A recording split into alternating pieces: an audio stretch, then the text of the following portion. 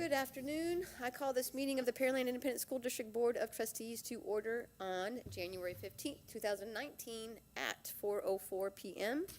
Let the record show that a quorum of board members is present, that this meeting has been duly called, and that notice of this meeting has been posted in accordance with the Texas Open Meetings Act. Texas Government Code, Chapter 551. Let the record show that trustees Carbone, Murphy, Berry, Floyd, Botkin, Decker are all present. The Board of Trustees will adjourn into closed session at 4:05 p.m. No voting will take place in the closed meeting. Any action the board wishes to take as a result of discussions in closed session will take place after the board reconvenes in the open meeting. Okay, board, we are reconvening in open session at 5:06 p.m. No action was taken in closed session. We are coming back in to do public comment, and then we're going to go reconvene back into closed session. So this is the portion of the board meeting where the board receives input from patrons. Each person who addresses the board will have 5 minutes to speak on his or her issue. Because of topic posting requirements of the Open Meetings Act, board members will not ask questions of the patron and will not answer any questions posed to the board by the patron. No action can be taken on any issue presented during this patron comment segment of the board meeting. Patrons addressing the board will be notified when they are approaching the last 30 seconds of their allotted time to speak. Okay, so we have Ms. Brittany, is it Denver? Every time, okay.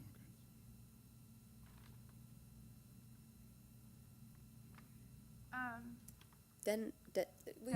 Denman? Sorry, Denman. No, it's fine. I actually have papers. May I pass them to you? Sure. Hang on.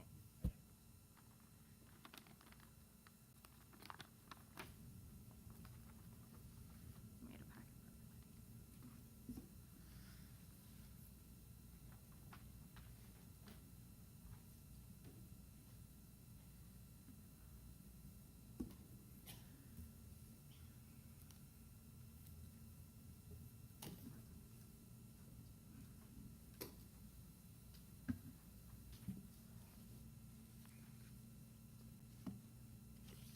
Sorry. Okay, everybody have one? Here, Ms. Denman? Okay, in the packets, you will see on December 11th, my daughter, who is over there, was jumped in the bathroom at Sablator Middle School. When brought to the school, they did their investigation and they found, they wound up punishing my daughter because they said there was a moment that she could escape the bathroom and she didn't take it. And I assume you've all, I don't know who all I emailed the videos to. But if you look, the first page is where the girls were premeditating the fight. And the school said my daughter must have been aware. The only problem is my daughter does not have a phone. So she would not be aware of the premeditation for the fight. The next page is where I had her injuries assessed by the doctor. And the pages after are all of the injuries documented on where she was left, or what was left, or what happened. Mostly from the kicking and the scratching and hitting her head against the wall. Others, after you see the pictures, there are, I took her to her therapist because she no longer wants to go to school. She feels that she cannot trust the teachers because she was punished. With the girls, not even all of them, just I think about 3 of them out of the 5 to 7 that did this to her. She feels that she can't trust them. The teachers aren't really giving her a safe space. There is also, with the premeditation, the girls made what they called tickets. They just wrote on notebook paper, and they were passing them out before they followed her to the restroom. Apparently there were so many made that children that aren't even in the same grade were getting them. And yet the teachers claim that they knew nothing of what was happening. When everything was said and done, like I said, my daughter received 2 days of ISS, and I believe 3 out of all of the girls who attacked her received ISS as well. But going through the school handbook, you'll see they recorded the incident, sent it to everyone they could, put it on social media, and the school said they couldn't do anything about that. A fight, they engaged in bullying and harassing and making, I guess, hit lists. I guess I didn't really look up that term, but the fight. I just don't understand why they weren't punished properly. When I questioned why they weren't sent to DAP or expelled, I was told, well, they're 10. And I get they're young, but at the same time, if they were old enough to make the decision to follow and assault my 10-year-old in a bathroom, then they should be old enough to accept responsibility for what they've done. I don't feel the school has handled it properly. Like I said, my 10-year-old no longer wants to go to school. Pretty much getting her out of bed in the morning is a hassle. I just feel that the school, they victim blamed, and now it's a hostile and unsafe environment for my daughter because she's put into groups with the girls who did this.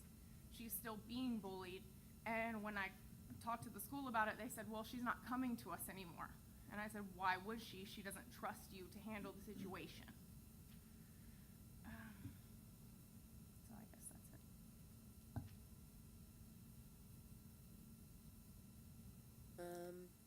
Ms. Denman, someone will be in touch with you, okay? All right, board. Thank you. No other public comments? Okay, so we are reconvening.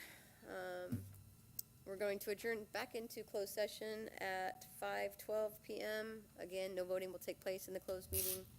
And then any action the board wishes to take as a result of discussions in closed session will take place after the board reconvenes in the open meeting. Okay, the board will reconvene in open session at 6:11 PM. No action was taken in closed session. Ms. Hocott, we are ready. Are we ready? No, not yet. 5 minutes? Oh, we can do pledges. Pledges in open. Please stand. Keep it short. Sweet. I pledge allegiance to the flag of the United States of America and to the republic for which it stands, one nation, under God, indivisible, with liberty and justice for all. Honor the Texas flag. I pledge allegiance to Texas, one state, under God, one indivisible. Please remain standing. A lot of things are going on inside of our country. Just have your thoughts and prayers for the people that are affected by what's been going on with the government, the federal government. So keep those people in mind. We've had a good start to the school year already, January so far. So I want to thank the teachers and staff and everybody involved, all the custodians, cafeteria workers, everybody that get these kids off to school on Wednesday. Appreciate that, and please bow your heads. Heavenly Father, I thank you for this wonderful day. Let us look at all the great things we have in our life and always stress to ourselves to push forward. You have even greater things. Bless us for as we travel to and from and where we go. Please put your special hands on my dad who's struggling right now, and help these people, help us as a board in this district make good decisions for the future of our community, to make our community the best. In your loving name we pray, amen.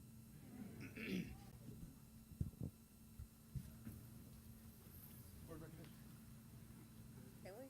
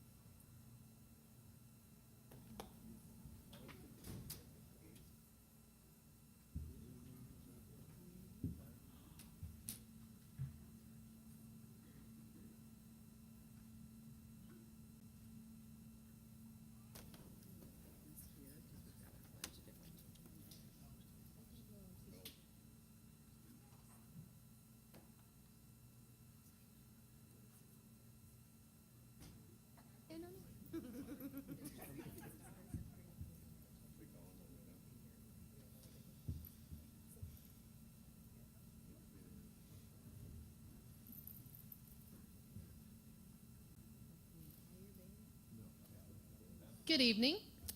Pearland ISD is home to some of the most talented students in Texas, and now comes the time that we like to recognize our students and our staff for their achievements, along with our community partners for their generosity. Before we do this, I believe, though, I'm going to ask Dr. Kelly, he may not recall, to make a special presentation to our board. Oh, okay. So were they afterthoughts? I forgot to tell him. I told him the other day. I forgot to remind him he's doing this part. They're working on my contract right now, so this is the greatest board ever assembled in the history of man. No. On a serious note, and as I have said many times, we are very, very blessed to have this particular board. We have a variety of expertise on the board, and they work together.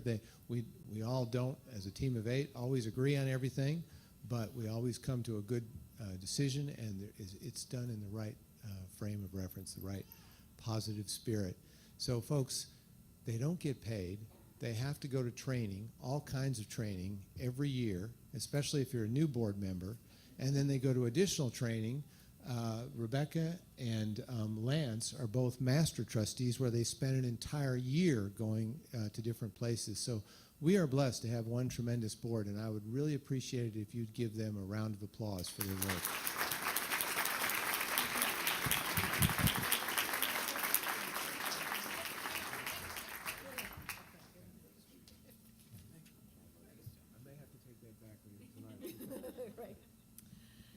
And so the reason we wanted to recognize our board is this month, January, is School Board Appreciation Month. And so, like Dr. Kelly said, as staff and parents and students, we appreciate all that they do.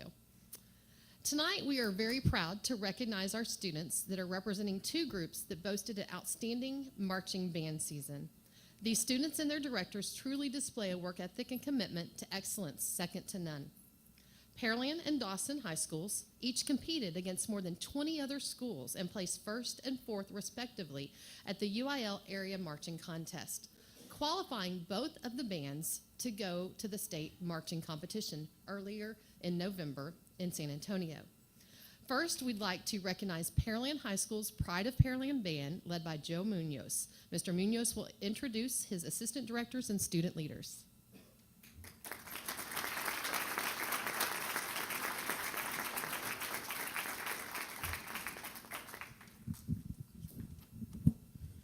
Before I start announcing those people, I do want to thank the board. I want to thank Dr. Kelly. We have such great programs here because we have great students and we have great support. And from the campus principal, Mr. Palumbo, to all of our administration, our counselors, we can't have successful programs without incredible support from the campus level all the way up to the central office, so we certainly do appreciate it. Our other director that's here tonight is Mr. Ken Brown. He's our assistant director. Mr. Hernandez and Mr. Giuliano could not be here this evening, but they had a large part in this wonderful accomplishment. We'd like to recognize some of our student leaders and seniors for this accomplishment. First of all, our drum majors, Clarice Rambawa, Katie Scranton, and Kyle Tupas. Our band president, Ryan Wynn. One of our loading crew captains, Simon Milburn. Vice President of Administration, Teresa Wynn. Big job here, and one of them is a little further back in the section as well. We have 2 Vice Presidents of Uniforms, Jennifer Frey-Eldenhoven and Jada Trong. Adam Maynard, our secretary. One of our social officers, Mariana Murchison. Our next students are our DIs. They were responsible for helping train the students how to march and led to a lot of the success that we had. Jennifer Frey-Eldenhoven. Anna Brewer. Addison Reynolds, Ariana Green, Aaron Bovey. The next group of students are our section leaders. They spend a lot of time working with their sections to make sure that they're organized and have everything that they need. Mindy Ty, Lindsay Watson, Corbin Nodder, Ross Lowry, Amber Hall, Shane Foreman, Keaton Berry, and the last group of students are some of our seniors that we wanted to make sure that they had a part here because they were a integral part to our success, dedicating 4 years. A lot of seniors in our leadership team, but dedicating 4 years to our program, we can't have a successful program without students that stick with us. So Kaylin Anderson, Gabe Estrada,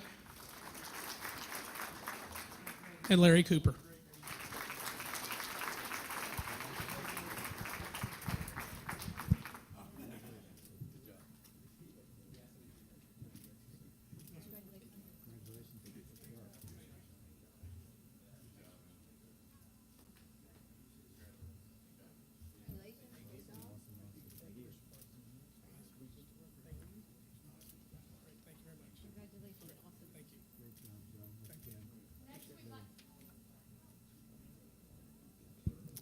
Next, we recognize the Dawson Eagle Band, led by Aaron Brown and Assistant Director Nathan Coronado and Robert Fish. Would y'all please introduce all of your student leaders and assistant directors?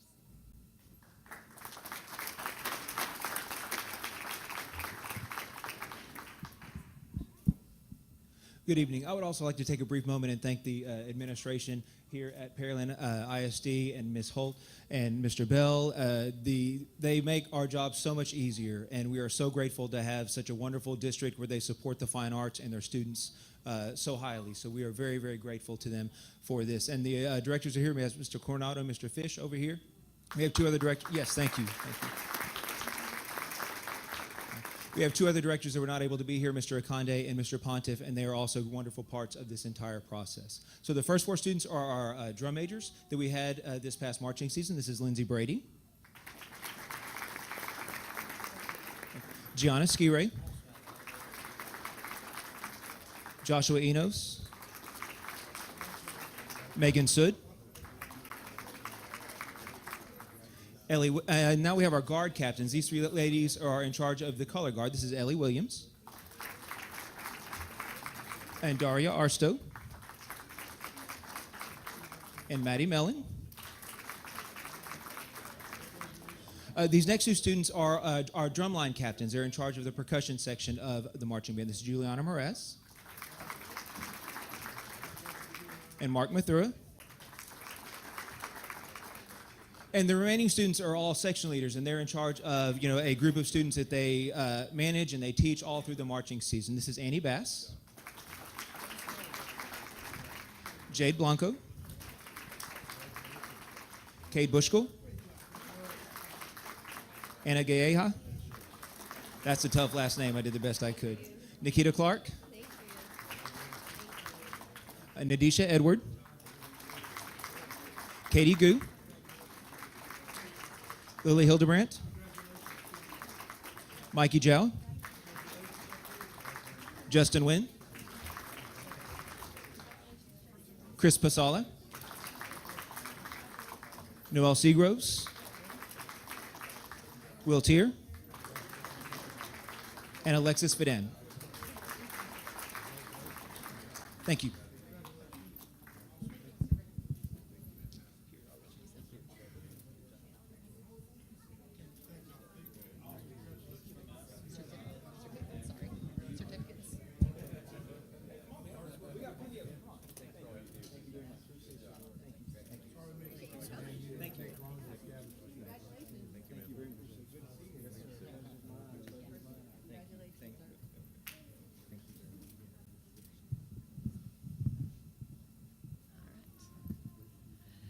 Now comes the time that we would like to recognize some community partners.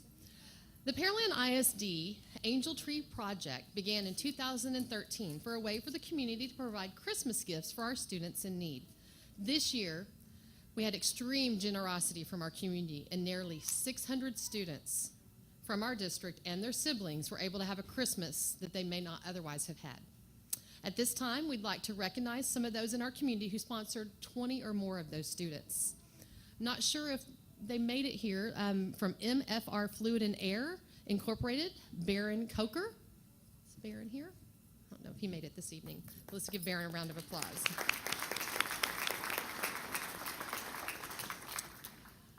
Rotary Club of 288 Corridor sponsored at least 20 students or more. And representing them tonight, if you'll come forward, Norma Guerrera Martinez, John LeBlanc, AJ Johnson, James Payne, Gail Carey, Cynthia Alley, and Alex Wolf.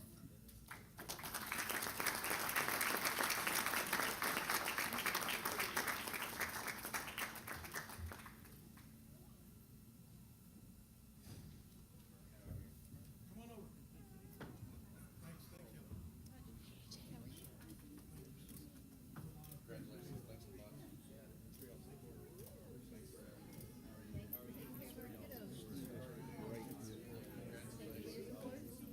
Thanks, thank you.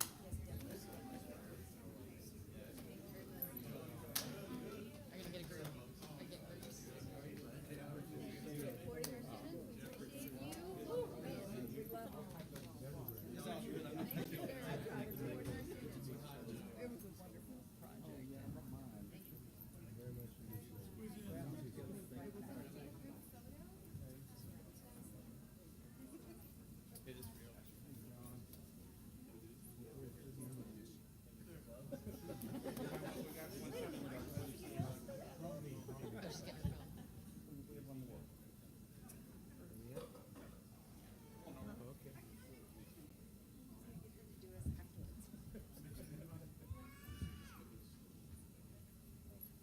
Stay on the tiptoes. There you go. All right. I can see you. If you can see me, I can see you.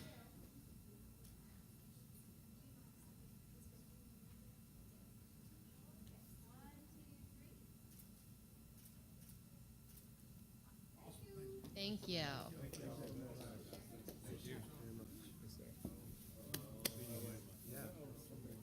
on, one more.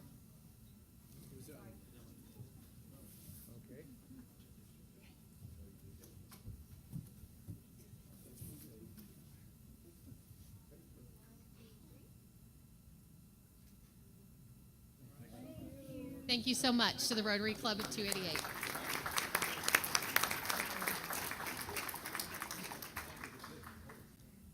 Next, we have Shady Crest Baptist Church, and representing Shady Crest Baptist Church tonight are Tyler McKinney and Janet Kelly.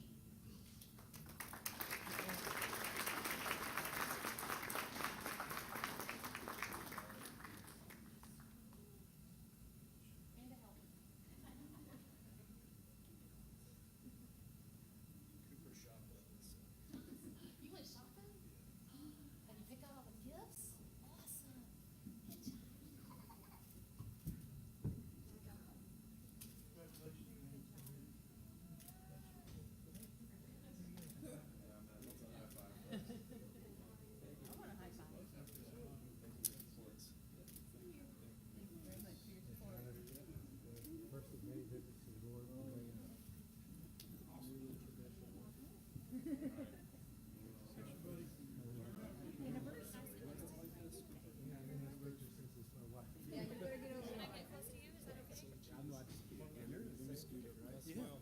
There you go, Charles. There you go. On the end. Sean. There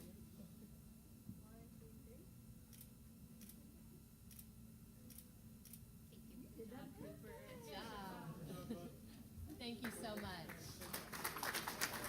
Thank you. Thank you, Diane.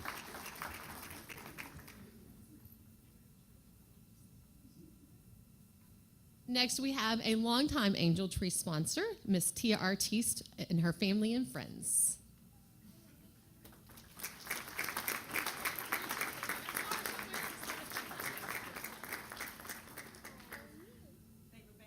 They abandoned you this year. Thank you.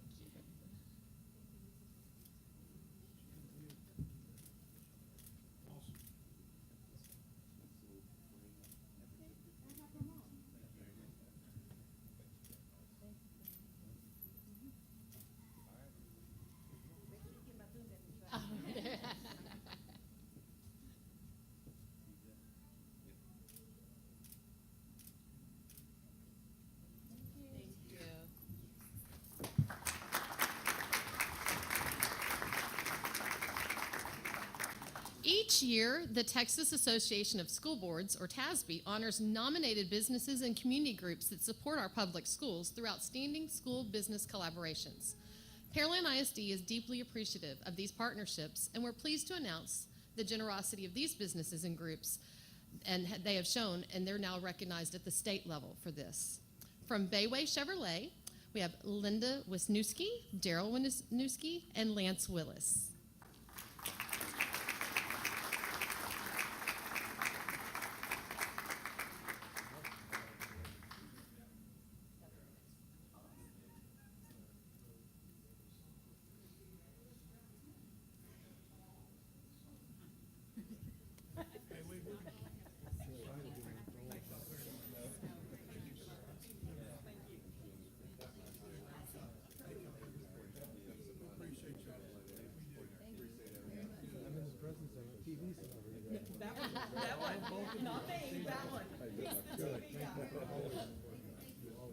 And continues.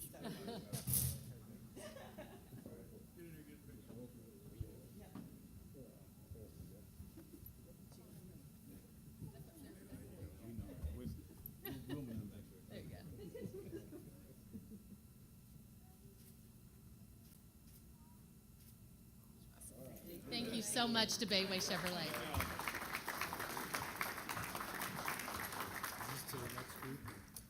From the Pearland ISD Education Foundation, we have Chief Officer Natalie Clogston, board members Mary Gertaz, Leslie Barcelona, Tally Perez, Kevin Fuller, Stacy Adams, Lance Willis, Kim Ambro, Donna Rizzo, and Suzanne Murray.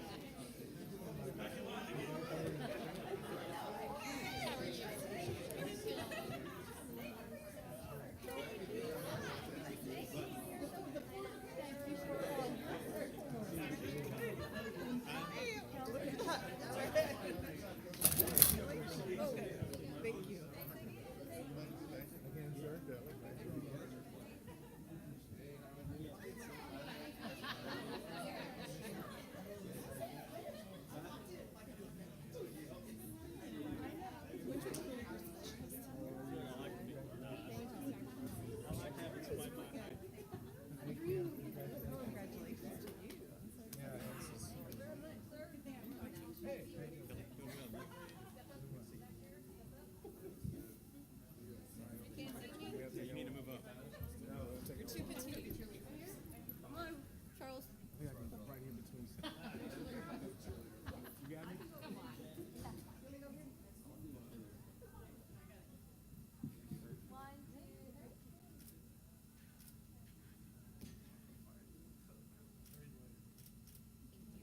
Thank you so much. Appreciate y'all. Thank you to our foundation.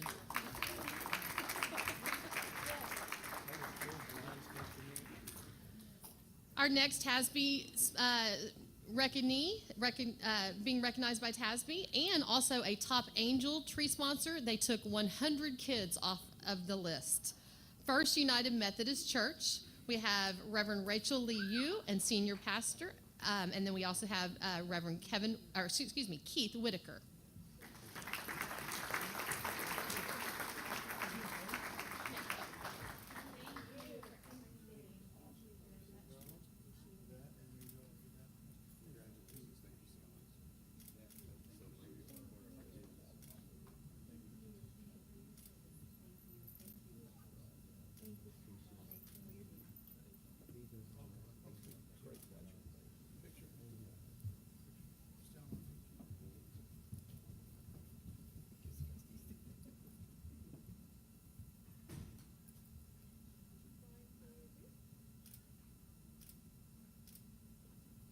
Thank you so much, First Methodist Church.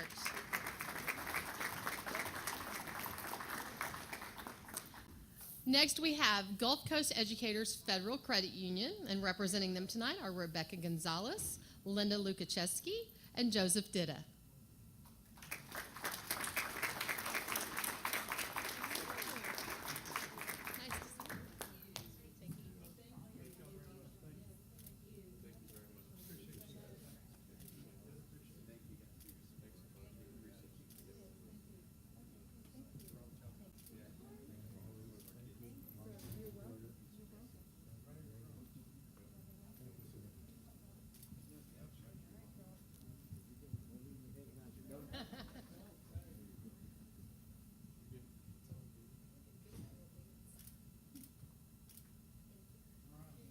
Thank you so much to Gulf Coast.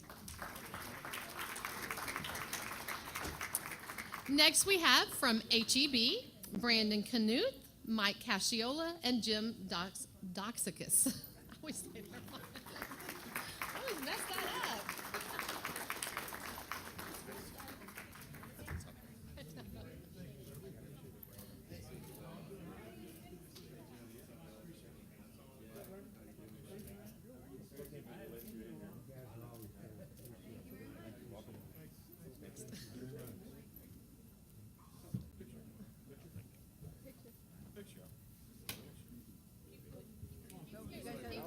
Y'all are in the middle.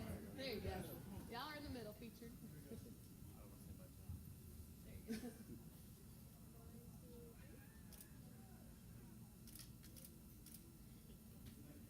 Thank you, HEB.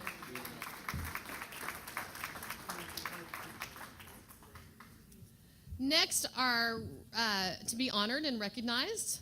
They are being recognized for TASB, business partnerships, and then also as a top Angel Tree sponsor, taking another 100 students off the list and helping with shopping this year. They did a great job helping with shopping. It's the Lions Club of Pearland.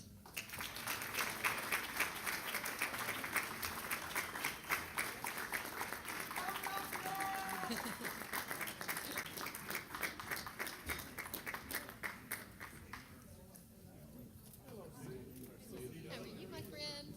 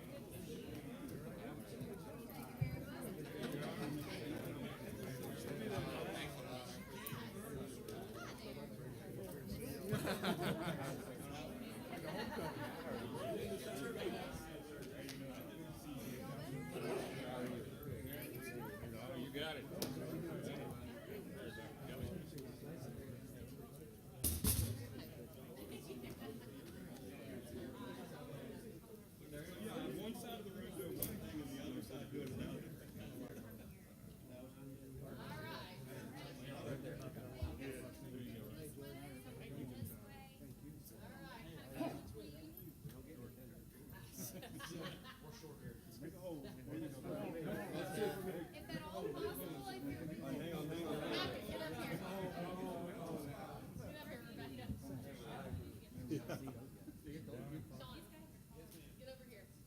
This way. Come over here by Joe. Please. If you're really tall, and if you're able to, Just kind of squat a little. Just bend your knees a little. Do a squat. one, two, three. Thank you. Thank you, Lions Club, for your wonderful partnership.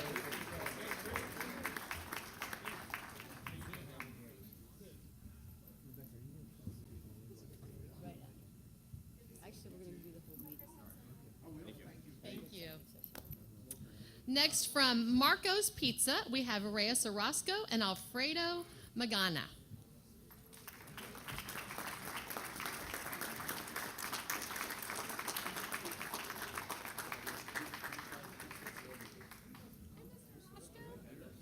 I know.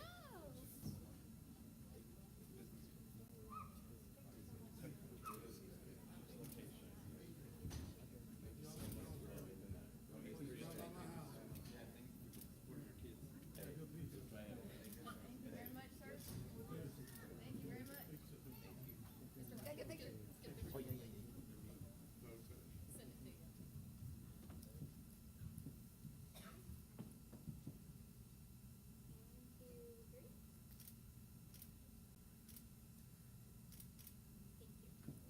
Thank you so much.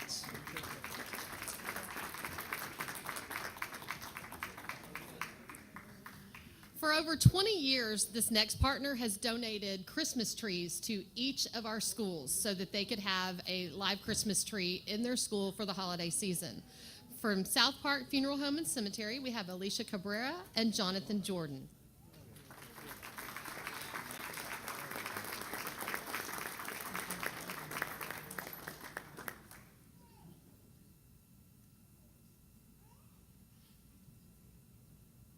And Vanessa Torres.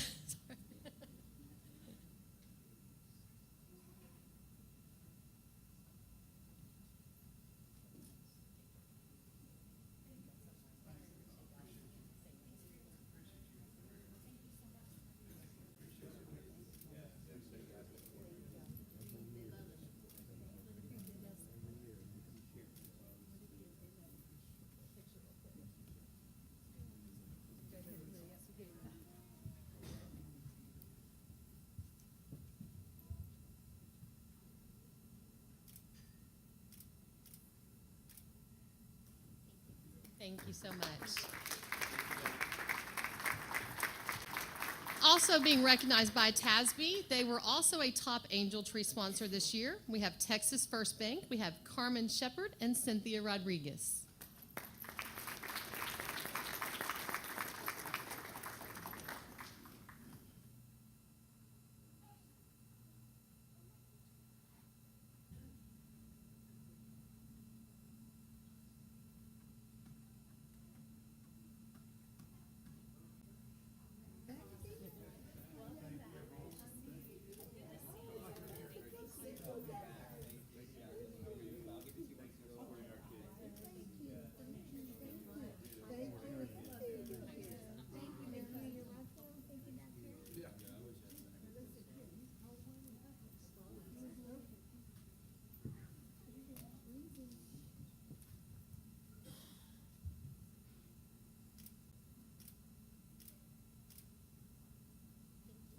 So much.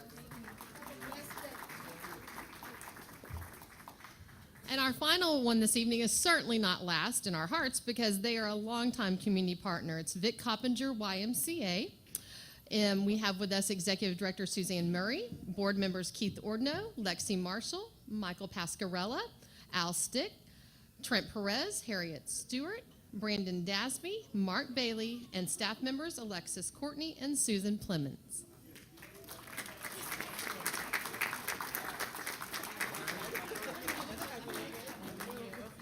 Hey, how are you doing?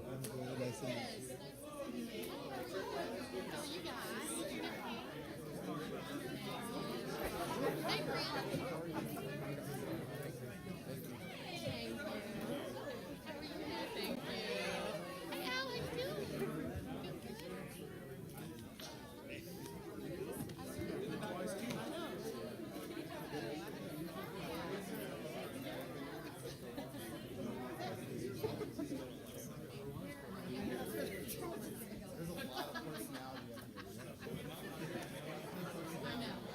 it really. Take your line, just go.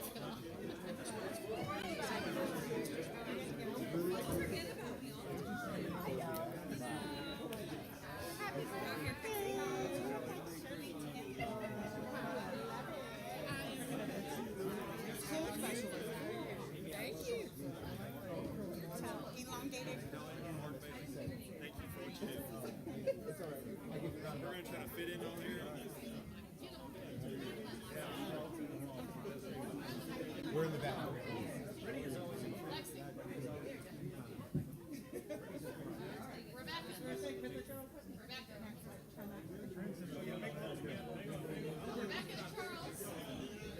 Sorry we're taking so long. I apologize.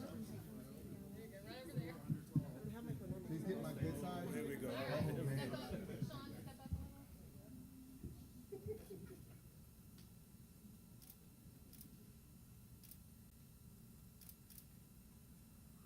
Thank you so much. I do have a question. Did you get enough pictures of me? Like,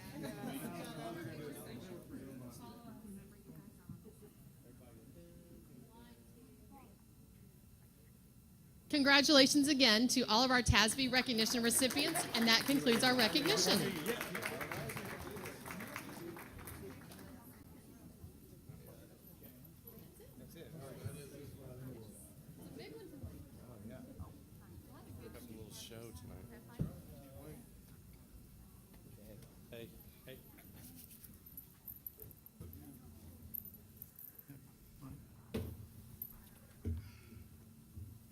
Can't get sick. Oh, look at there.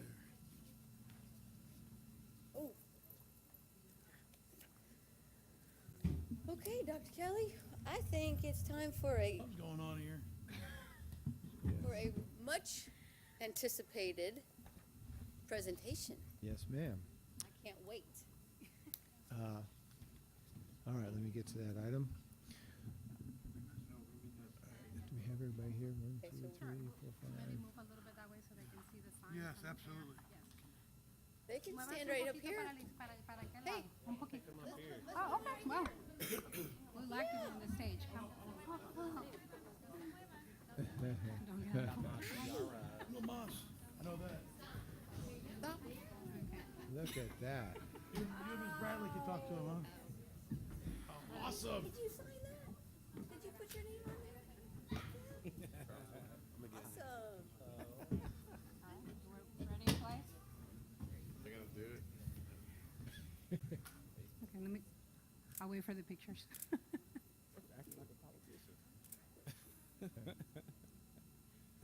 How did y'all think of it? Maybe, yeah, why don't you all stand Let's- behind yeah. there? Can we all stand? All right, I think we're gonna take a group picture. Oh, that's a great idea. Oh, you want to get a group picture? Yeah, we'll get it real fast. While they're standing. Sorry. There we go. Did you want Miss Walker in the pictures? All right, everybody, look right here.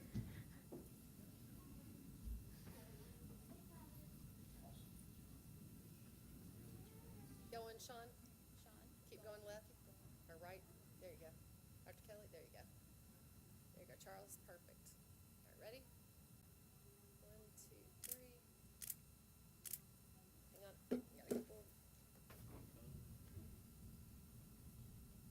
1, 2, 3. Hold your sign up. There you go. Oh, not in front of your faces. Awesome.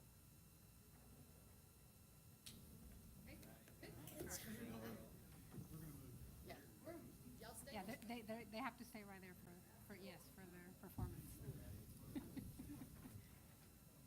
All right. Rest on this.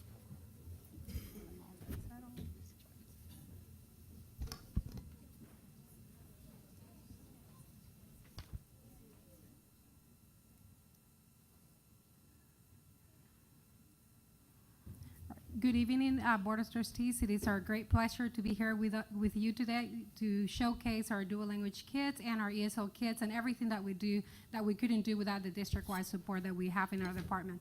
For those of you that don't know me, I'm Dr. Franco Famayor. I'm the director for the Bilingual ESL program, and I couldn't be more proud of the team that I have and the support and everything that we have at the schools. So the first, I'll give a disclaimer before the kids start, doing a song.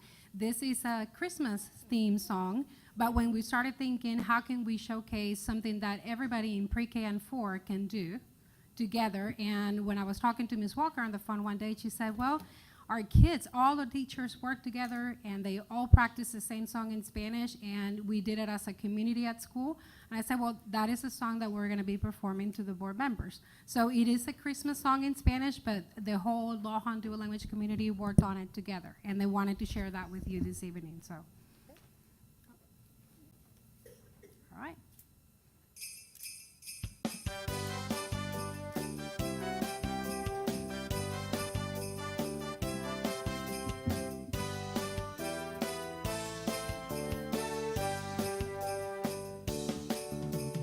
Sabes, mi amor, pórtate bien, no debes llorar. ¿Sabes por qué? Santa Claus llegó a la ciudad.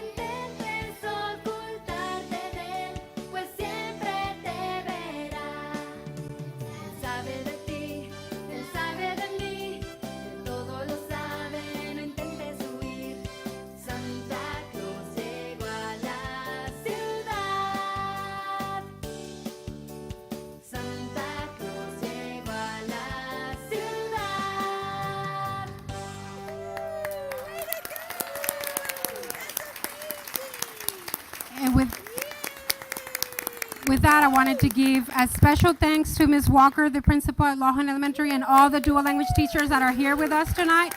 And of course, thank you parents for bringing your kids, to the board member. Apreciamos mucho que hayan venido a compartir con nosotros y mostrar lo orgulloso que somos de ser bilingües. We're very proud to be bilingual. We wanted to share that with you. So.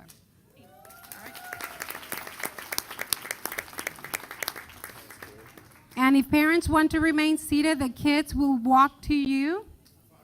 They will walk and find you in the audience. Yes. Could parents stand up so that they can easily, there you go. Hey, good job. Yep, keep it up, okay? Good job.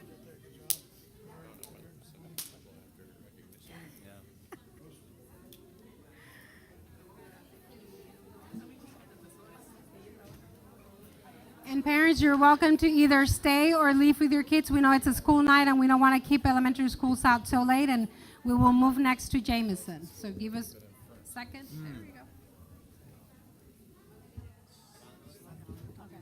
Okay.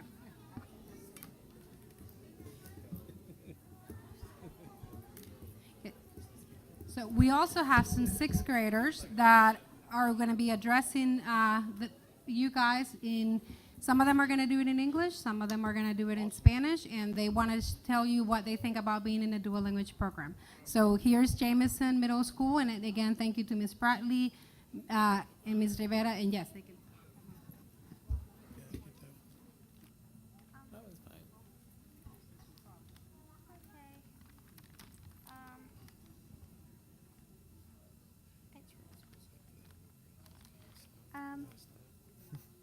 Hola, soy Jade Milton. Hola, soy Jade Milton. Yo estoy aprendiendo dos lenguajes para poder hacer más cosas en mi vida. Este programa me ayuda mucho a tener confianza en mí misma cuando participo hablando español en las diferentes actividades.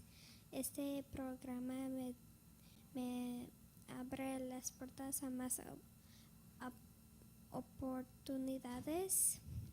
Yo soy muy afortunada de estar en este programa porque hay muchas personas que no pueden aprender dos lenguajes. Este programa ayuda a mi familia ya que al aprender español puede decirles cómo se dicen las cosas en español. A mí me gusta participar el lenguaje de español en mi casa con mi familia y con mis amigos, y yo le gusta hablar español con las personas sobre mí si no está en mi familia, y that was my speech. And she learned Spanish as a second language.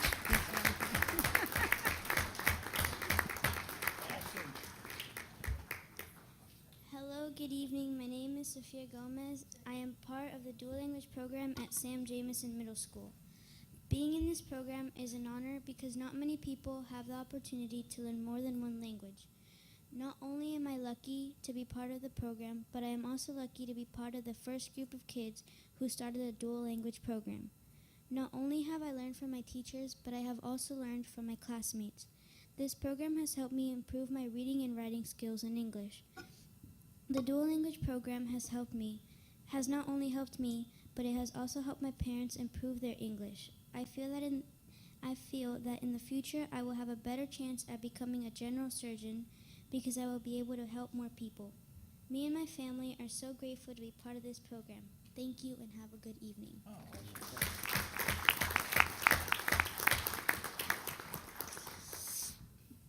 Buenas noches, yo soy Martín Gómez y soy alumno de sexto grado de la escuela Sam Jameson Middle School.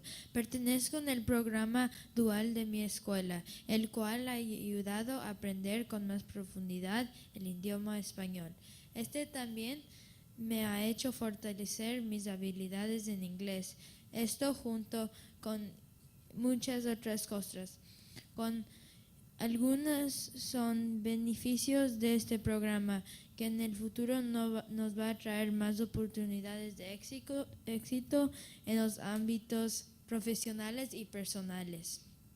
Mi meta profesional es llegar a ser un honorable juez y considero que manejar ambos idiomas me dará la ventaja para sobresalir del montón, ya que podría comunicarme con fluidez con aquellas personas que solo manejan el idioma español. De esta manera les puedo ayudar a las personas que necesitan de manera tan sencilla como hablar su propio lenguaje para que se sientan importantes. Muchas gracias por apoyar al programa dual de Pearland ISD. Thank you. I understand that every third word. I don't understand adjectives. That gets me. Hello, my name is Maria Candela Delgado, and I'm part of the 6th grade dual language program in Sam Jameson Middle School. English means to me a bunch of things. One of the things is that now I can talk to people from a different culture and have friends from all around the world, but before I couldn't. Another one of the things is that I can visit more countries and be able to speak in one of their language so that they talk so that they could understand me. Knowing English also means to me opportunities and open doors. It has impacted my life because now I can learn in a dual language class, but before I couldn't. Knowing English also provides me more opportunities for my college education because I can go to more colleges in new places. Being bilingual also helps me get paid more, and that is good because I can raise my children with everything they need. When my children grow up, I will teach them how to read, write, and talk in both English and Spanish so that they can have a better future. Thank you for supporting the dual language program.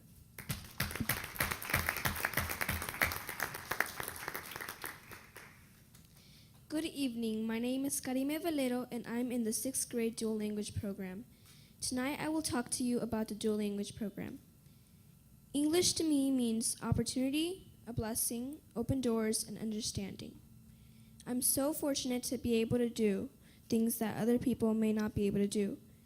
I can speak English, write in English, read in English, and I can translate to English. Knowing two languages has impacted my life and has brought me many good things. One which is being able to help others with just my words. I can translate to English and the other way around.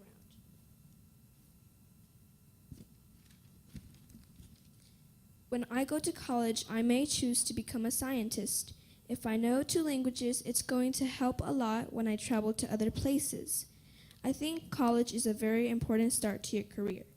That's why I think it's going to be a big deal when I go to college. Because not only will I be able to include commitment to my career, I'll be able to help others. This will open many doors to me and offer me many choices others don't tend to have. It's such a difference and such a unique and interesting impact on many lives. Just knowing two languages will place me on a higher status automatically. Being dual has changed my life and probably others around me too. It's also been a big help to my family. I have more options to my life others don't have. My mind is different to theirs as well. My mind is more expanded and open. My mind has been shifted to a mind of double answers.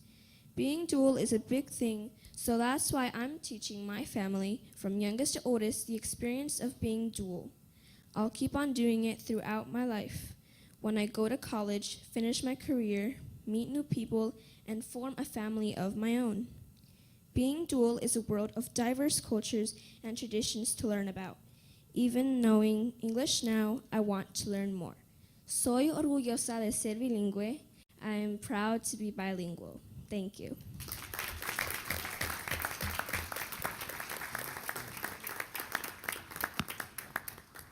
Could we give another round of applause for the Jameson dual language kids? You know,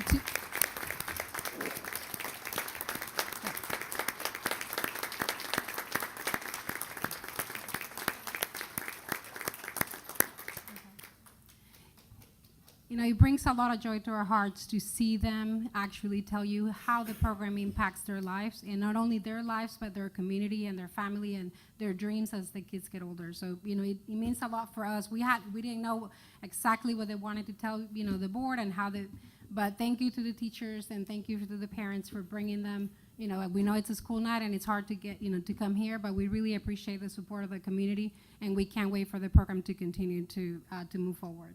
So do we need any more photo opportunities before we dismiss Jameson, or we're good? Okay. So, to make sure we had all the pictures. So thank you to the Jameson parents. If you could please stand up as well to be recognized for coming tonight. We really appreciate your support. And again, you're welcome to either stay or, you know, you're also welcome to leave as well. So if you need to go, we understand it's a school night. So. Thank you, parents and students.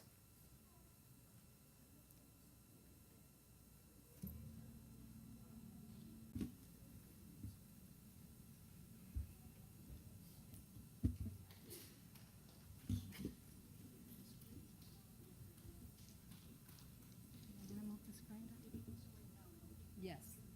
Yes, we need the Screen. Yes, can you show receipts?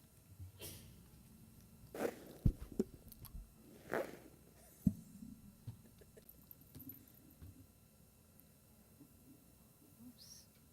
That's not it.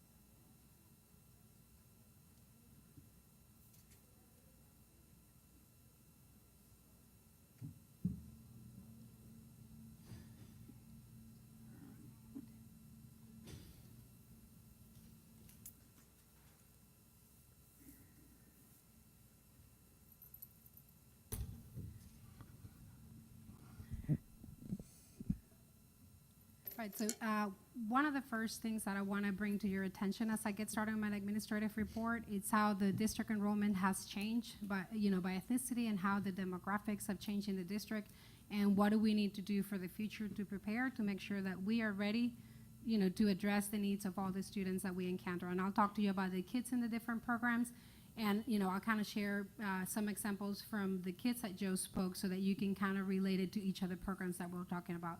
If you look at the demographics on the chart, it has been predicted for the district in the next couple of years, the Hispanic population will be a lot larger, and it will be the majority population of the district. I know that's a change in demographics from what I know about the history of the district and, you know, what I've been looking at. If we look also at the Asian population, because most of the kids that we serve, whether they're in the dual program or they're in the English as a second language program, fall within these two ethnicity groups. So it wouldn't surprise me is that as that ethnicity group continues to grow, we have more English learners that are coming to, you know, to this side of town because they heard all these wonderful things about what Pearland ISD does for the students. So, you know, kind of keep that in perspective as you're listening to the different student achievement presentation. When we look at the student enrollment, when I came to the district, the first thing that I wanted to know was, you know, the program, the dual language program, it's now, you have 6th graders. The first cohort started in 2012. So if you look at the numbers, in 2012, we only had 40 native English speakers that applied because, you know, and in the program, because we only, the district only had 2 schools at that time. So when you start a program, you start building it up. So if you look at the number of native English speakers on there, the total has grown and continues to grow, and I'll show you what the current enrollment looks like. So you can kind of have that in perspective as well when we're reviewing the achievement data. If we look at the total English learner population, so you have the native English speakers, like it was some of the case for the Jameson kids that have been through the program, they learned Spanish as a second language. When we look at the kids that address you in English, those are English learners that started the program with very little or no English when they were in kindergarten. So when I refer to English learners, some of those kids I'll talk to you about once they get older, a lot of them are no longer considered an English learner, they're considered a monitor student, but they stay, you know, they stay in the program just like a native English speaker would. And I'll talk to you about the differences between that. So if you see overall the population has grown, this was one of the, you know, eye-opening experiences that I had when I started looking, okay, well, let's backtrack. And I even had the PEIMS director pull the data from, you know, I said, how far can you go? And she said, well, I can go back to 2010 based on the TAPER report. And I said, okay, well, let's look at it. And it's incredible to see that not only the population increases, but the number of students that are receiving services continues to increase. And the number of denial students that I'll talk to you about, it's very small, and I'll tell you what that means in a second. So that's just to kind of showcase the growth. When we look at the current enrollment that we have this school year, first on your slide, you have the English learners that are in the dual language or bilingual program. Just so that you know, we do have the old bilingual program facing out at Tablatura, and I'll talk to you about what that looks like at Tablatura. So, but it's a very small number. It's about 73 kids that are a part of that 939. But overall, we have 939 English learners. Most of them are served now in the dual language program at the different campuses. When we look at the monitor students in dual program, what does monitor mean? I want to make sure that you understand what that means so that when we look at achievement data, you can kind of make that connection. These are students that have been in the program. Some students get reclassified and they become a monitor or a former English learner. Some of them can do it in 3 years. Some of them could do it in 4. Research does show that to learn your academic language and to really acquire it, it takes from 5 to 7 years to develop your language skills, your academic language skills.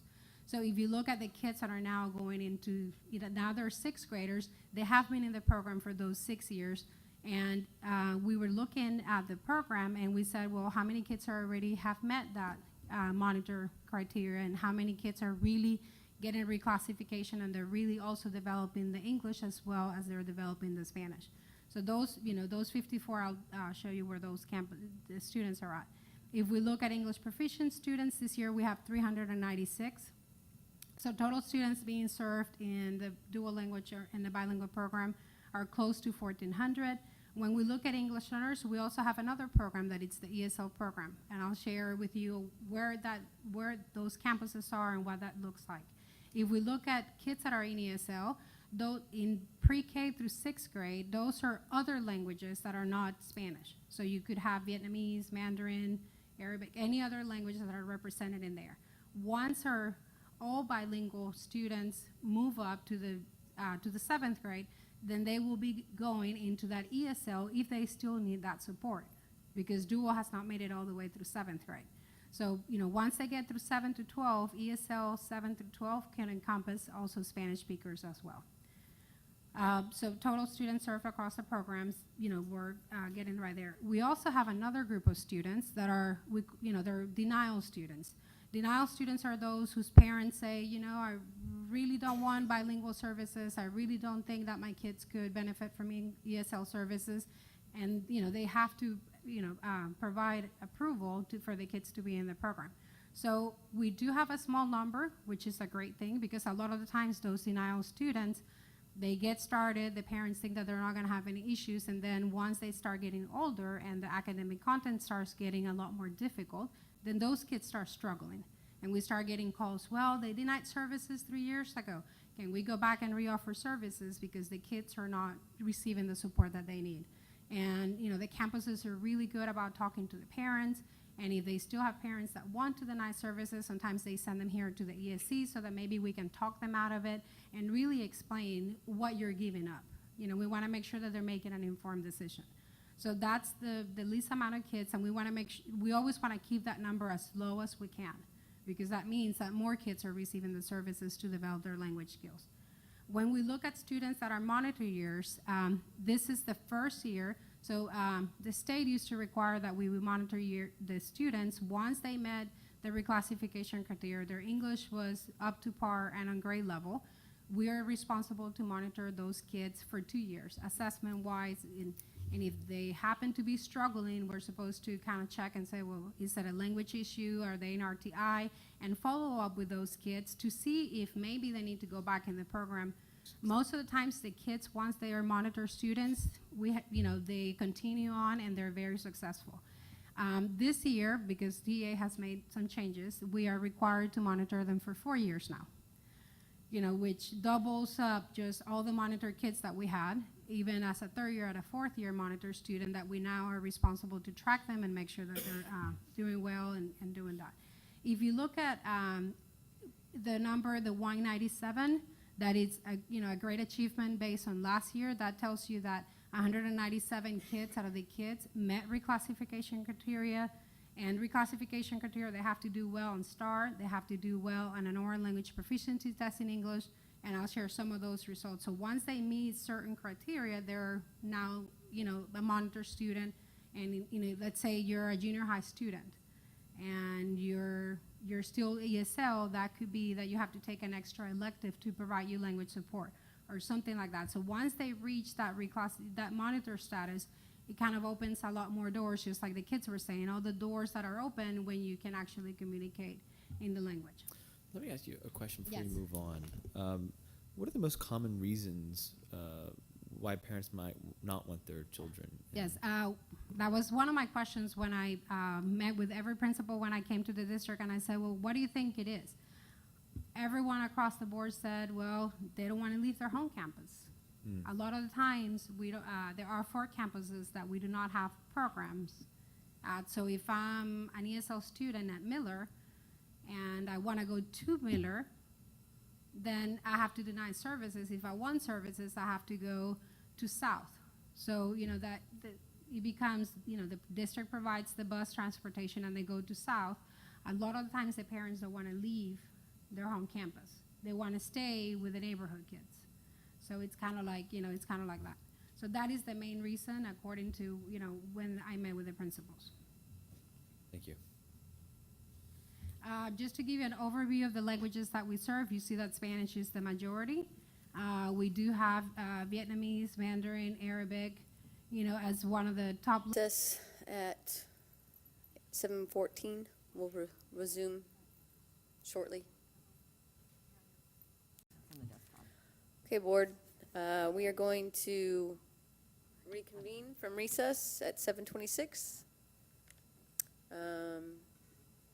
We actually have a short video that is kind of a summation of the bilingual dual language program that we're going to view.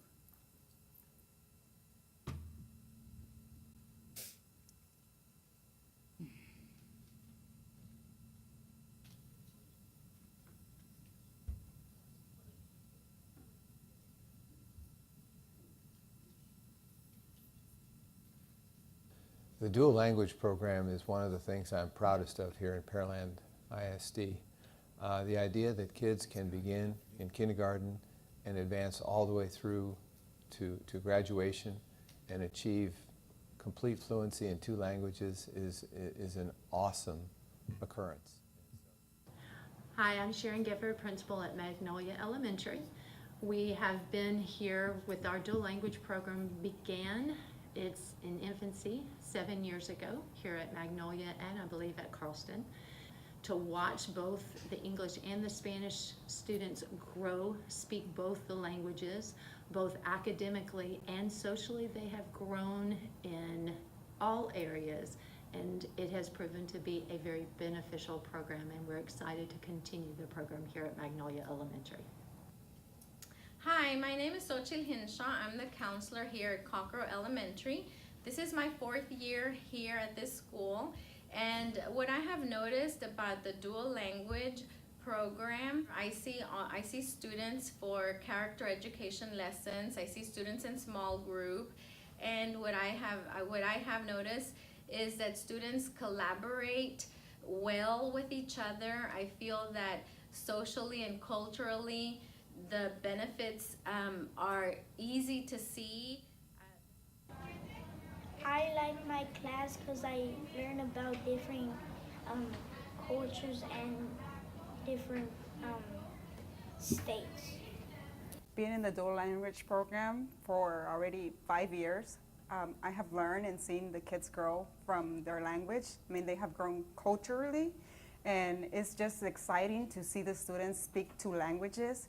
And as they grow throughout the year, I mean, they start off with not even asking me to go to the restroom in Spanish, and then as it progresses, the students are speaking in Spanish, they're answering questions in Spanish, they're reading fluently in Spanish. It's just amazing to see them grow in a different language that is not their own. My name is Bruno, and I'm a 4th grader at Cockrell Elementary. What I really like about the dual language program is that I can learn 2 languages at the same time. Hola, mi nombre es Erika. Yo estoy estudiando el 5º grado en Jameson. A mí me gusta el programa dual porque yo puedo estudiar español y todo mi trabajo lo hago está en español y los idiomas. My name is Sadie, and I am in 5th grade in Jameson. I like the dual language program because I can speak Spanish, but I also learned English. The cool thing about the Sam Jameson dual language program is that you can meet a lot of new people with like from different places and different cultures. Hola, yo me llamo Karime y yo pienso que es importante y es esencial que estar en el programa dual porque creo que se te pueden abrir muchas puertas en la vida cuando vas a buscar un trabajo, no como cuando sabes nada más un idioma. What I find most rewarding of teaching in the dual language program is being able to be a part and witness the advancement that the students learn of coming with 2 languages. Their problem solving, their critical thinking, it's off the charts compared to teaching in a monolingual classroom. And they're able to bring in, they all have their own sets of schemas and experiences, world cultures and views, and they're able to bring all of those real world experiences and make connections and make our learning world class. I am a rainbow, I am a rainbow, I'm every color, I'm every hue. I am a rainbow, I am a rainbow, I know that you are a rainbow too. What? I know that you are a rainbow too.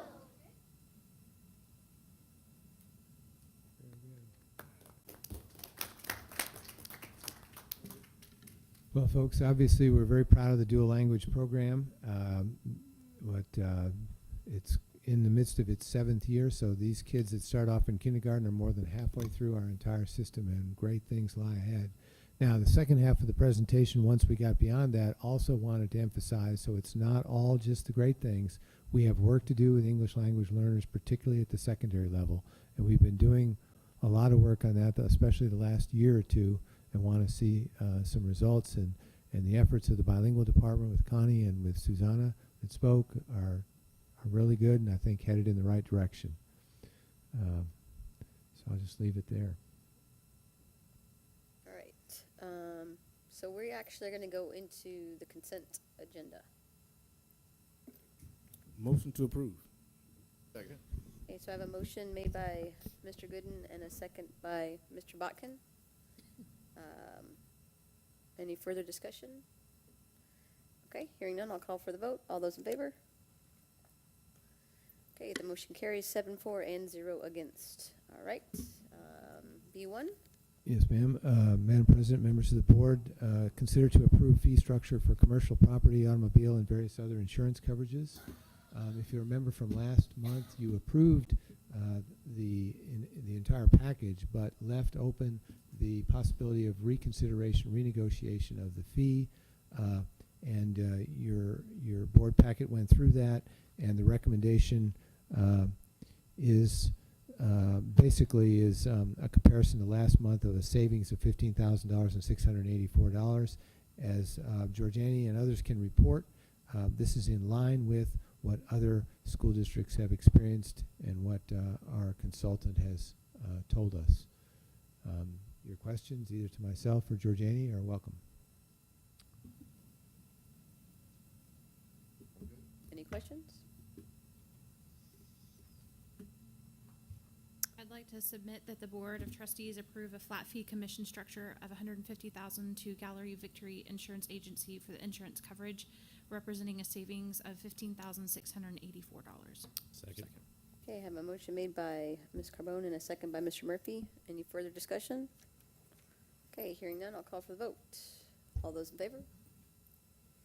Motion carries 7-4 and 0 against. Board members, I would also like to recognize Mr. Hartsook, who's here in the audience. He is retiring, as I understand, in a year, or this is his last year, I'm not sure which, but he has served the district long and faithfully, and we appreciate his service. Thank you very much.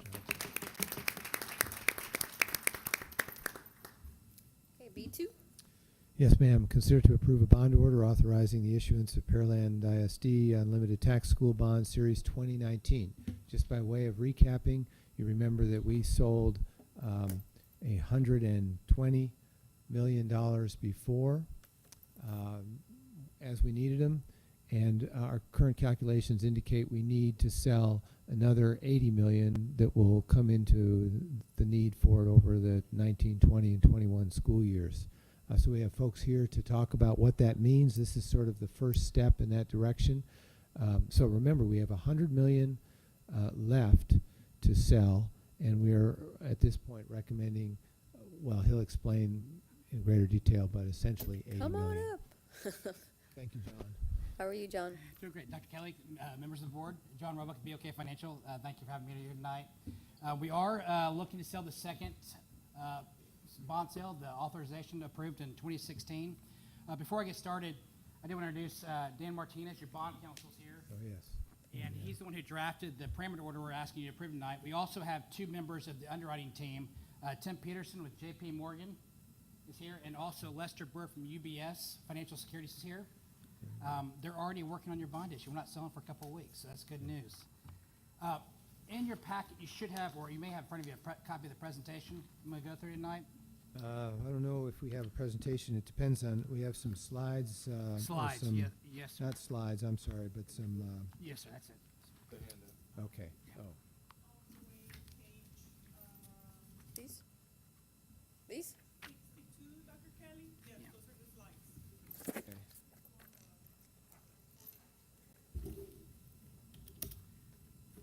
Okay. If you'll turn to page one, actually, give me a slide through here, or somebody doesn't know.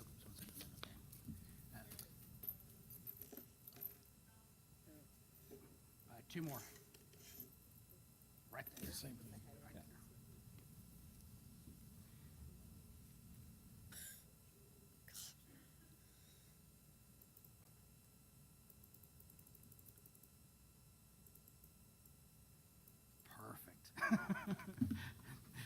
Perfect. This is an overview of the current bond market. You see on the far right there, the current rate is at 4.09. Actually, this was presented last week to the district, so it increased on Thursday. It comes out every Thursday. It's actually at 4.20 now. Still below the historical average. Still a great time sub bonds. Yield curve's flat. We saw rates come down end of last year, beginning of this year. You probably noticed in your portfolios of your 401ks, your values went down. Well, as a result of values going down, so did yields. So municipal yields are still pretty low and actually below what we estimated them to be for the bond program. And obviously a little volatile, but we've seen the last couple of weeks them stay in a relative range of about 10 basis points week to week. So it's up and down. We're in a good place to sell bonds. And which leads us to page 2 of the presentation, which is the estimated debt service requirements for the second sale.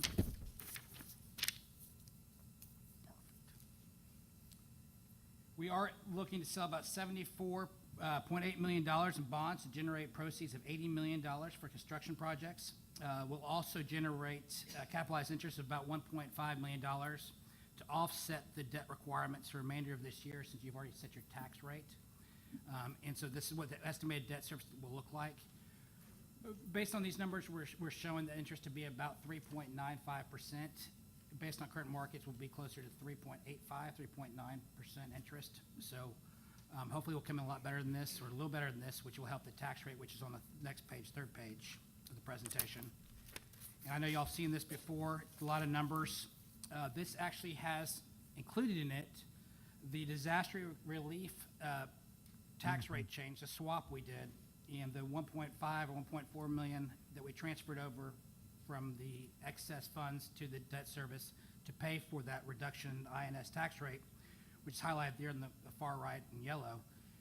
We are showing, based on the sale of the $80 million, which is that first blue column, column C, and also column D, the additional $20 million you'll have left over after the sale of authorization, that will have a maximum tax rate of 6.15 cents, which is below the 7 cents we told taxpayers during the bond election. If you recall, after we sold the last issue, we said 6 cents, but with the tax swap and also with the split of the sales, We're estimating about 6.15. We hope we'll come in better than that, but we think we'll be able to 6.15. Wait a minute, John, did you just say 6 cents is what we estimated? We originally estimated 7 cents. 7. But then after the sale, we came back and we lowered that estimate Yes. based on the results, and then we're now estimating about 6.15 cents, which is still below what we told taxpayers. This second column to from the right, to me, is the one that helps me grasp it. You see that we went up or went down 2 cents, and then we turn around and the next year we go up by 3.5 cents. So it's like a true 1.5 cent increase, and then it goes on from there. So if you add those together, you come up with the 6 cents he's talking about. Yes, sir. Any questions on the tax rate model? I know y'all have seen this a couple times. And then on the last page, page 4, this is the tentative schedule of events. There are a lot of dates on here. We've actually hit most of these already. We applied for the Permanent School Fund Guarantee, which allows us to sell the bonds for AAA rating.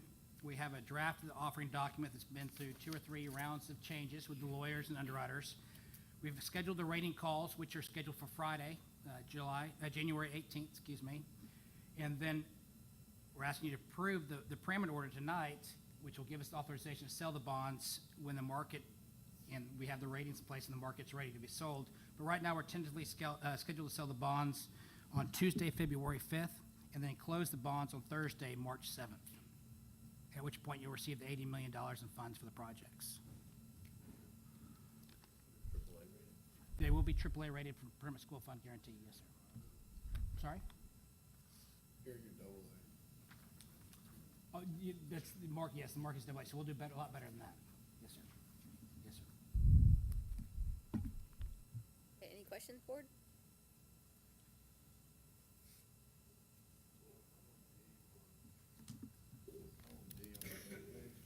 On which page, Jeff? Put your mic around. Column D. On Yes, sir. column D, Yes, sir. it looks like the 20, it's still an estimate, I know, but should you vary that to 4% or higher, I guess, at the 3.5% rate for the last 20 million? We're estimating selling it as a variable rate structure, so push the principal out long and then remarket it on a short-term basis because it's Okay. $20 million. Average out. It gives us some flexibility with the number with the tax rate and also with the debt. Okay. It'll give us some tools to work with in future years. The problem right now, we originally had it all scheduled $100 million to be sold variable rate, but the yield curve is so flat right now, it makes no sense to. There's no Might as well push it out in the yield curve. advantage. Right. Anything else? Okay, thank you very much, John. Thank you so much. Thanks, John. Is there a motion?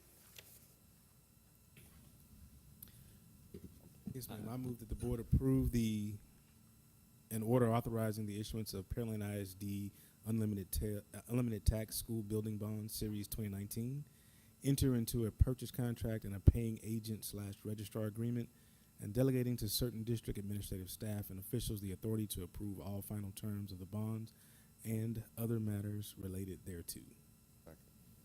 A motion made by Mr. Gooden, second by Mr. Berry. Any further discussion? Okay, hearing none, I'll call for the vote. All those in favor? Motion carries 7-4 and 0 against. Thank you all. Thank you, sir. you guys have a Thank you, good night. John. Thank you. Thank you, guys. Right, number 3. Yes, ma'am. Madam President, members of the board, interlocal agreement to participate in the Texas Public Energy Alliance and enter into a contract with an electricity provider. You may remember a few years ago that Virgil Gant was particularly expertise in this, and he worked with Keith Ordino, who is here, and others as we figured out the best way to go. And we joined, I think that was the initial time we joined TPEA, and we have definitely not regretted it. We've seen terrific prices as compared to some others. So, Keith, are you here? Where is Keith? Over there. Why don't you come up if there's any questions on this? Dr. Kelly, you said we're already a member of TPEA? Yes. Yes. Nope. Yeah, okay. We're not a We're member of joining. TPA. We contracted with Annette Van Brunt, who Right. has created TPEA. Okay. If I got Okay. that I'm sorry. yes, acronym correct. So it's still the same, working with the same people through a different organization, which does actually work out to at least a 3 cent per megawatt reduction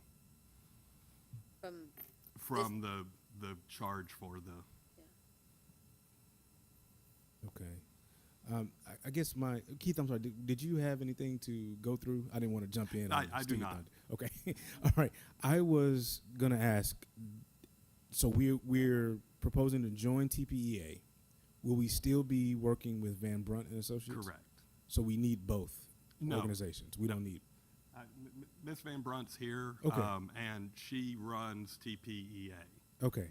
So you have the option of doing what we had done through her, With Van Brunt or or working with going her through this, which is a 3 cent reduction in her fee per megawatt hour. Okay. Well, then So we should it's- go with the 3% reduction. That was my thought. Okay, yeah, I noticed that there was a reduction. Well, actually, I take that back. I noticed there was a fee associated with joining TPEA. Correct.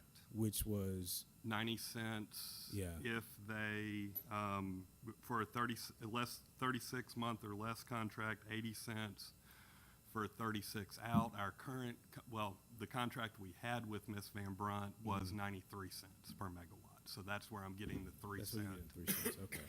reduction. And what was when the we- 80 cents? If the contract's 36 months or longer, which I'm anticipating to recommend to y'all, so Okay. could be a 13 cent Right. Which is even better. reduction, but But right now, all you're asking is that we go into an interlocal agreement. correct. No, sorry. No. The agenda item actually, in approving the interlocal, also authorizes the superintendent or his or her designee to enter into an electricity contract. So they go hand in hand. Okay. And that is on the agenda, so I just want to Correct, clarify. Yes. Yeah. But we don't have, Just to add to it, the reason why we need to join TPEA is because we need to satisfy the procurement law. Okay. And so that part satisfies the procurement law. And then we're asking for authority as soon as the rate is favorable, that we can kick in. Okay. And be able to execute the contract so we can take advantage of the favorable term. but we have not started looking at Right. pricing at this point. Okay. Okay, so this is basically how we buy electricity. You don't have numbers on. And the authorization And the to authorization. Okay. to So, procure.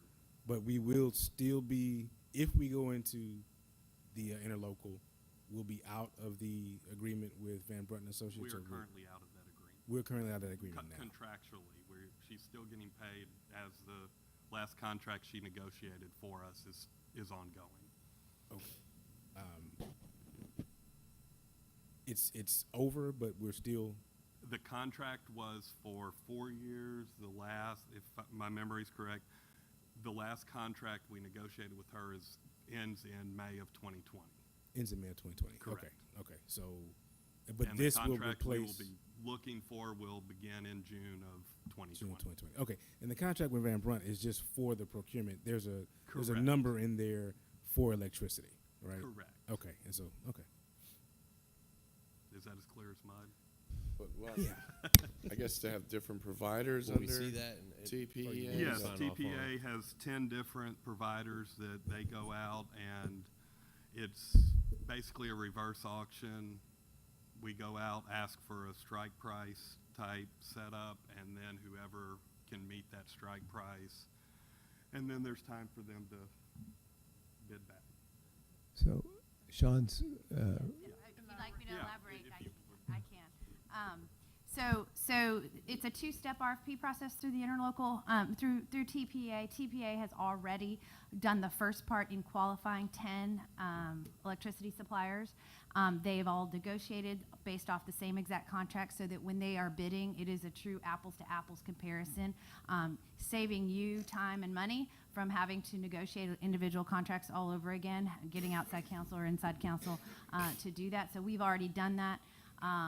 we've got, so 10 approved suppliers, and then when pricing comes in, we actually run what we call a strike price process. If that's, we can do it two different ways. We can choose the best day, or tomorrow, if you wanted to award tomorrow, and whoever's the lowest, we could award that way. We have found that the strike price process works better, in that we don't have to choose the best day. If we had chosen tomorrow and tomorrow happened to be a run-up in gas prices or power prices, it may not have been the best day. So the strike price process is kind of the name your own price. We set it for, let's say, $40 a megawatt hour. Your current contract is 42. And let's say we set it for 72 months. The 10 suppliers are bidding and watching the market and seeing if they could hit your number. When they can do that, they notify us to say, we can hit your strike. But in order to maintain competition for you throughout the process, we notify the other 9 saying, hey, somebody has hit the strike. You guys have 30 minutes to guess your best and final. 75% of the time, the first mover wins.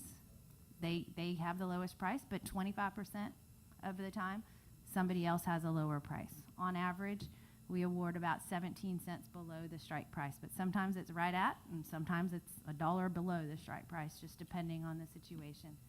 Members that have done this and are doing this, Houston ISD, Dallas ISD, Alvin ISD, Fort Bend ISD, that's in the area, a whole bunch of Valley districts, Arlington ISD, Wiley ISD. So we've got a whole lot of members. One other thing about the fees is when we reach certain levels, and I think in 2019, because Houston ISD's contract starts, there is a rebate back to the members of 10% of those 80 cents, if that's where you end up, or 90 cents. So you get a rebate back of 10% once the program reaches certain volume levels.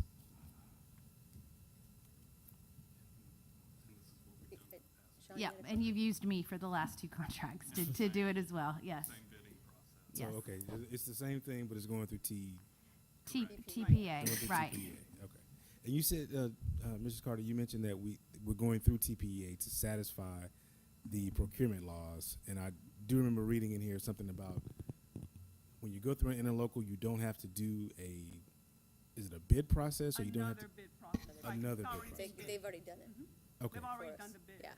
They've already done a bid. Okay. Yes, and so we're satisfied with her services, so Okay. this is the way we can directly start that negotiation process that Okay. she just explained much better than I would have. Thank you for that. Okay, and I guess just over the years, have we seen, like, I know we were expecting we were expecting a reduction in the cost of utilities. Have we actually seen that throughout? The cost per unit, Mhm. yes. I mean, it's a fixed price, and we've seen that. We've seen a reduction in it? Okay. Yes. Okay. From a budget perspective, yes, we have seen a reduction. Yes, okay. So I just want to understand, because you made a comment, Keith, with Dr. Kelly, so when we approve this, when y'all come back with the recommendation, it's not going to come before us. Dr. Kelly can sign off on whatever That the is- final pricing is? That is correct. The way the market works, your price is only good for 24 hours. Right. So trying to set a price for an elected body to prepare leads you to setting the date of a meeting, and if the market's high on that date, then you're stuck with whatever that price is that day. And I will assure you that I'll be relying on the expertise of others to make that decision. And we've Georgiani. Georgiani. Georgiani. And Keith and Penny pinching. Okay, and you're satisfied with the fee structure? Yes. Yes, okay. It's better than what we currently have. Okay. I'd like to make the motion. Okay. I move that the Board of Trustees approve the resolution and interlocal agreement to participate in the Texas Public Energy Alliance and authorizes the superintendent of schools or designee to negotiate, execute, and amend future contracts for electricity with TPEA effective January 16th, 2019. Second. Motion made by Mr. Floyd and a second by Mr. Gooden. Any further questions? Comments? Okay, hearing none, I will call for the vote. All those in favor? Okay, the motion carries 7-4 and 0 against. All right. And then, all right, Madam calendar President, number 4. I'm back on familiar territory. No, Dr. Kelly, looks like a pretty good one. Yeah, I think the board should be pleased. Their strong sentiments expressed was to end the school year before Memorial Day. That is accomplished. Graduation is on May the 22nd. The first day of school is on August the 15th. The teachers come back August the 7th. We do accomplish all of the minutes necessary. There's really, it's a calendar, I think, fairly close to this year. It's not really a whole lot of different as we go forward. Okay, when are the STAR testing days? Well, we put those on there, but I don't I know don't them see off the them. top of my head. Later will we put the STAR They're testing later in May, dates. right? The Mr. EOC STAR testing dates for the calendar. Are in May, we'll put them there later because the state They tends still- to change a lot. They're They're in May. Right now, they're the week before the last week of school, May the 11th through 15th, somewhere in there. Is this 13th through the 17th. Is this It's late. is the mention of tax testing typo? Is that meant to say STAR? Where is that? Where's that? At the Mike? very bottom of the. Yeah. Yeah, it Okay. sure is. Yeah. Tax was how many years ago? Now, we'll put I'm them not. there I'm not. as we Yeah. get closer. Yeah, that should say STAR. Yes, because they've already made a change. It was actually going to be the very last week in May, the 18th through Yeah. the 22nd, which was graduation, so You may remember that I. moved it back a week. Yeah. You may remember I told you Yeah, you originally did. I didn't want to vote on the calendar, and then TA came along and did move their testing date so that we're okay with this. And we have 2 early release days only, two- right? Let's see. We have one at December and one So- in May. Sure. Mr. Serrano, last year we had a full week. Let's see. For in August, we had the new teacher, and then we had a full week of staff development. No, Correct. we still have a full week of staff development in one workday. It's the same amount of days. Okay. It's just that it's starting in the middle of the week in order to On the give us 7th. all the hours. Yes. So where would the new teacher? Orientation. Would they start before, The new teachers are gonna start 2 days before. like the 5th and the 6th or something? Okay, so it was asked because it was a week. Yeah, perfect. I'm sorry, I'm having trouble putting this all together. Lance, what was your question? So if you, in August of this year's calendar, I go back and forth, I've pulled it up. They did a new teacher from the 6th through the 10th this. A new teacher orientation? Yeah. Okay. And then they did that every year or have been. And then currently after that is a week full of staff development. But what they're saying is that they're doing the staff development on the 7th of August and ending on the 13th or 14th, right? 14th's a work day, but yeah. Yeah. Okay. And the kids come out on the 15th, a Thursday. Right. What date did they come back this year? I can pull What it date up. did I they know come it's back still- this year, Sonia? What date did they come back this year? August the 20th. The students come 20th. back on the 15th. But this No, year, they were this the year, this year. They came on the 18th. This year, the teachers came back on the. No. 13th. Students came back on the 18th. And when did the teachers When come did the back? teachers come back? So the 11th? Oh, I'm looking at it right here. It was- So, okay. The teachers came back on the 13th and the students came back on the 20th. Okay. Monday. 13th and the 20th. That's okay, no worries. Okay. And then this year they're just coming back, week earlier. no, two days earlier than on Monday. 2 work days earlier. Same amount of days. Different days because of the way the calendar falls. The way it falls, I can see that. Now, the teachers do like coming for the students to start in the middle of the week or late. Yes. And that is one of the requests that came from the teachers. I can see It that. worked out with the calendar, the way the calendar. So they could pick up 2 days to get all the rules and regulations out of the way. Correct. The and teachers they start like fresh that. on Monday the 19th. Yes. I can see that. So last year I remember sitting in the audience, but you guys discussing that there was hours built in for bad weather days and There- those kinds of things. How many hours are built in this calendar? We have built in 2 full days and about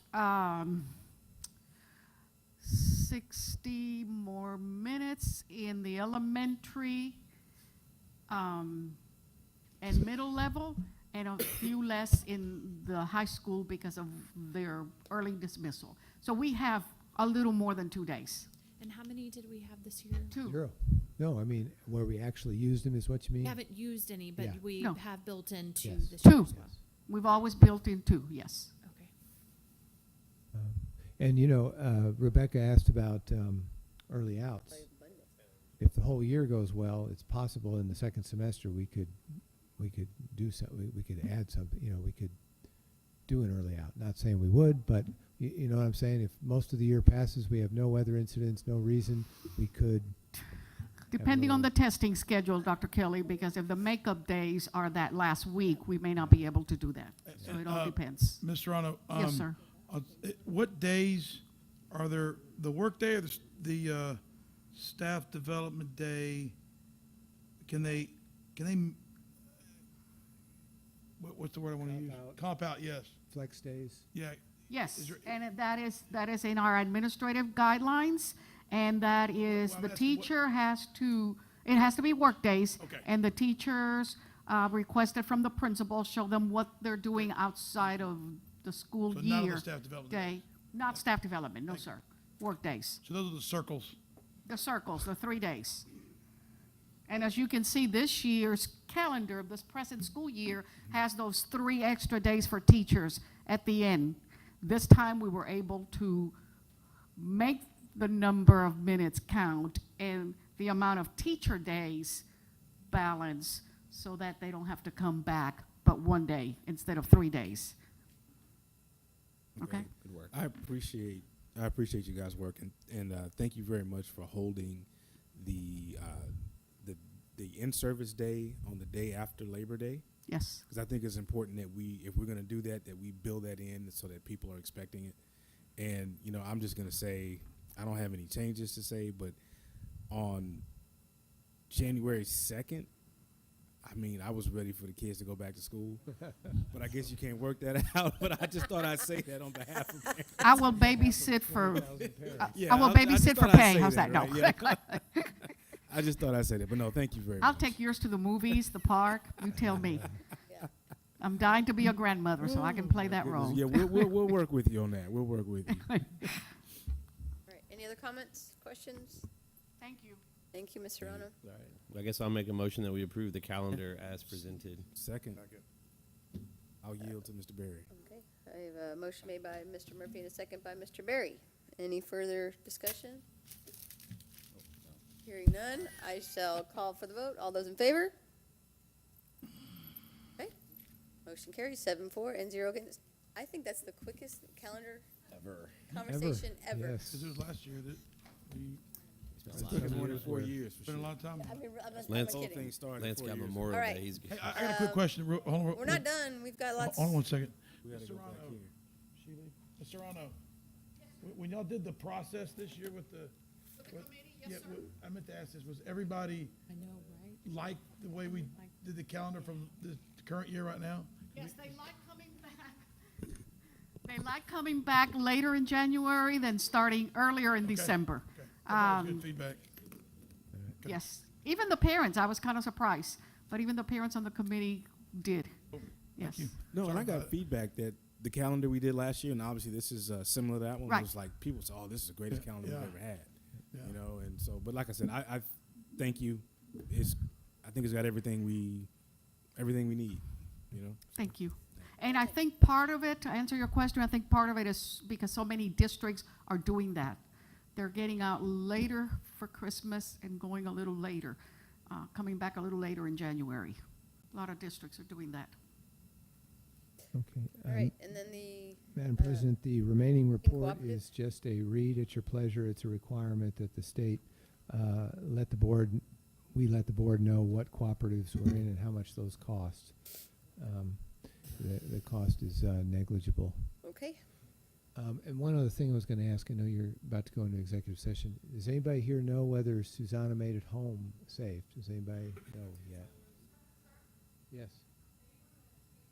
They were taking her home. They were taking her home. Okay. Okay. Very good. Now, she wants to be stubborn. Here's what I just got. Being stubborn and wants to drive home, but we're gonna do it. We're Good. taking her home. John and Christine. Okay. Christine. All right. Goodness. Okay, so at this moment, the board is going to adjourn again into closed session at 8:03 p.m. No voting will take place in the closed meeting. Any action the board wishes to take as a result of discussions in closed session will take place after the board reconvenes in open meeting. Okay, What did the count Keith Ord know, Becca? the board will reconvene in open session at 9:10 PM. No action was taken in closed session. Do I have a motion? Yes, Madam President, I move that we extend the superintendent's contract with amendments discussed in closed session to reflect an effective term of July 1st, 2019 until June 30th, 2022. Second. Okay, I have a motion made by Ms. Carbone and a second by Mr. Gooden. Any further discussion? Okay, I'll call for the vote. All those in favor? Okay, the motion carries. Would you call for the no vote, please? Yes, motion carries, Would you call for the no vote? no vote. Okay. We have, motion carries 6-1. Carbone, Murphy, Gooden, Decker, Barry, and Botkin for, and Floyd against. Okay, no other business? There is one more motion there I'd is, like okay. to make, please. I move that we accept and approve the superintendent's recommendation for employment of personnel as presented. Second. Okay, so I have a motion made by Ms. Carbone and a second by Mr. Floyd. Any further discussion? Why are you looking at me? Yeah. Any further discussion? Questions? Okay, hearing none, I'll call for vote. All those in favor? Motion carries 7-4 and 0 against. All right, I just any- have one more question before we adjourn. Yes. Oh, maybe not. Never mind. Okay. All right, this meeting is adjourned at 9:11 PM. Thank you all.